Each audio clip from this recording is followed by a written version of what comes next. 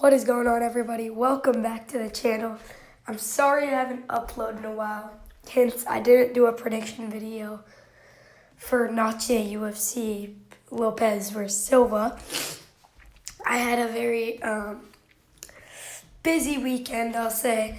It's my birthday weekend, and I'm also kind of sick right now. So, it was just tough to get videos out. But I'm here, and this is going to be my full recap and reactions for what was a very good card, a card that was very entertaining. Kind of only the main event, though. The rest of the fight's not as good. And sorry, I'm a little bit sick, so it might sound a little weird, but yeah, the main event definitely carried this card. So let's just get into it. Also, Terrence Crawford versus Canelo happened, and that was a very boring fight. I watched it with my brother, and it was just kind of boring. Terrence Crawford just kind of schooled him, and not much happened. But I'll try to get out a favorite fighters video soon too. Yeah, so let's just get into it. Diego Lopez versus Gene Silva.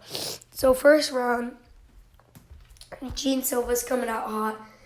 Shoots a front kick up the middle. It connects on Diego Lopez.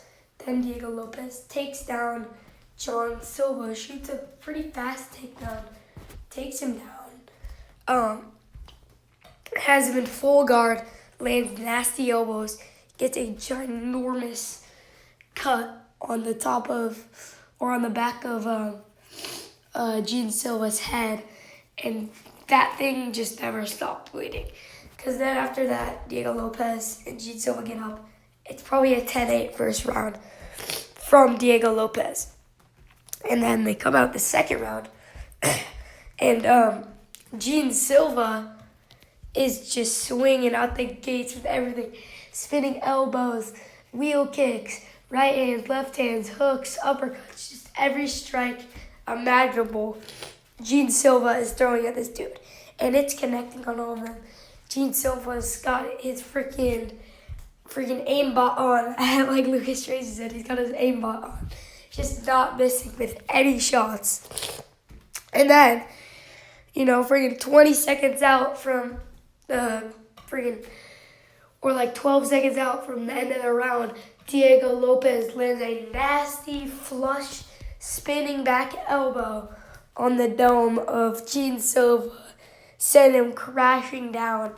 And I know Gene Silva protested the stoppage, but in my opinion, that's a good stoppage. He was freaking wobbling on the floor, you can tell, and just getting smashed by Diego Lopez. Diego Lopez lands a bunch of follow-up shots. Ref calls it. And then it's sort of heated after the fight. You get a almost Khabib Conor-esque type, after the fight showdown. Diego Lopez goes on top of the cage, starts flipping off, like the crowd, and starts flipping off the Gene Silva's corner. And then Gene Silva shoves Diego Lopez after the fight. And Gene Silva, at this point, he's covered in blood. He's just gushing blood. And he's shoving Diego Lopez. He's not happy about the stoppage. He's not happy about Lopez. There was a little bit of animosity going into this one. So, what a fight this main event was. It delivered like a lot of people thought it was gonna. Diego Lopez versus Gene Silva. 2 rounds of just chaoticness and just a striking war. And even when they went to the ground, it was just brutal. Diego Lopez landing, nasty elbows, getting that first 10-8 round. And then Gene Silva puts up a good fight in the second round and gets caught and finished at the end of it. So great win for Diego Lopez.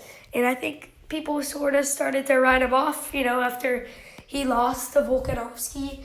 They were saying maybe this guy isn't a future champion, because then you got the Lerone Murphys, the Mozart Evloefs, the Gene Silvas at the moment.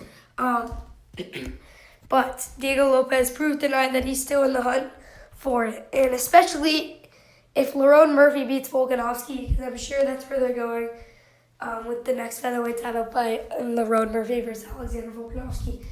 if Lerone Murphy beats Alexander Volkanovski, then I think this would be Lerone Murphy's first title defense against Diego Lopez because he's earned it.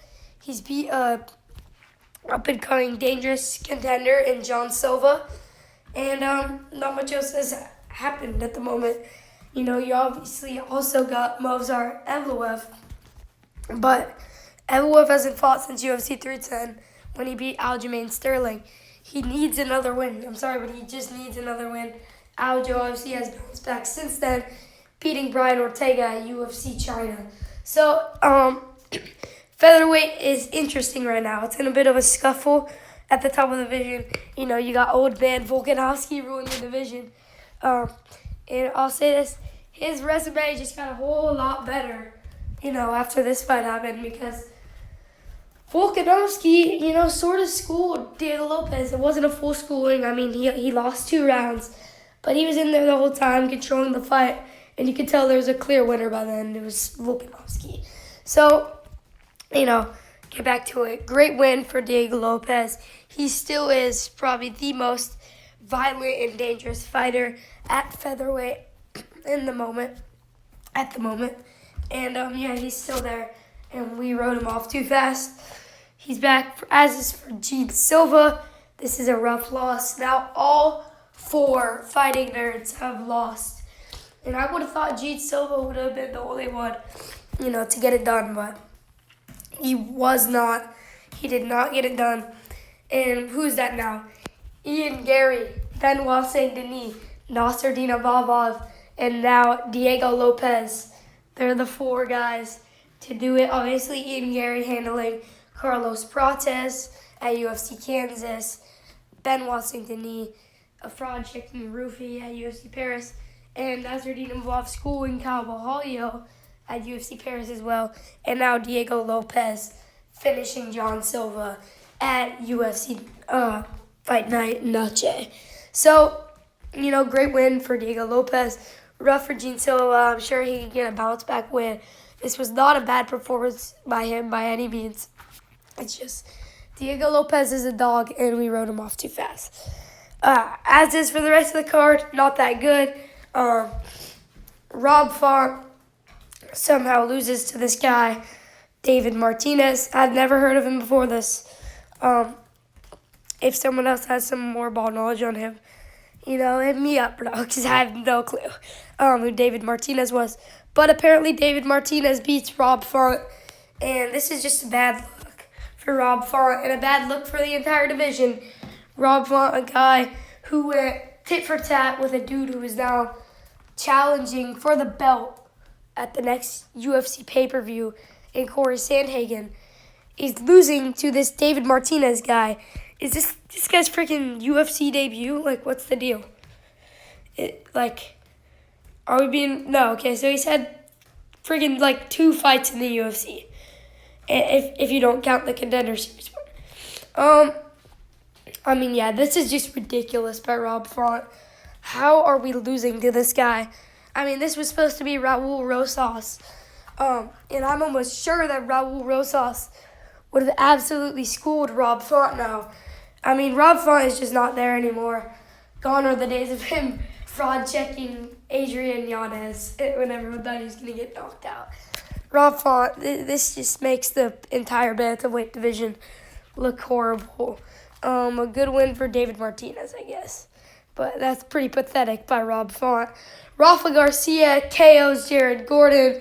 You know, if I made a prediction video, I probably would have picked Jared Gordon. So I would have gotten this one wrong.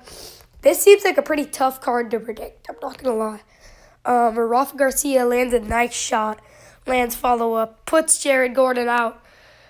Pretty nasty KO win by Rafa Garcia. Freaking Kelvin Gastelum, dude. This dude has to make weight. This dude never, ever, ever makes weight. I mean, they honestly might cut him or just they have to permanently set him off to light heavyweight. A place where he can just make weight every time because this dude always just too heavy, bro, by 10 pounds. Kelvin Gastelum, you know, looked fast, looked sharp. He beats Dustin Stoltzfus by decision. I mean, not much else going on for Kelvin Gastelum, dude.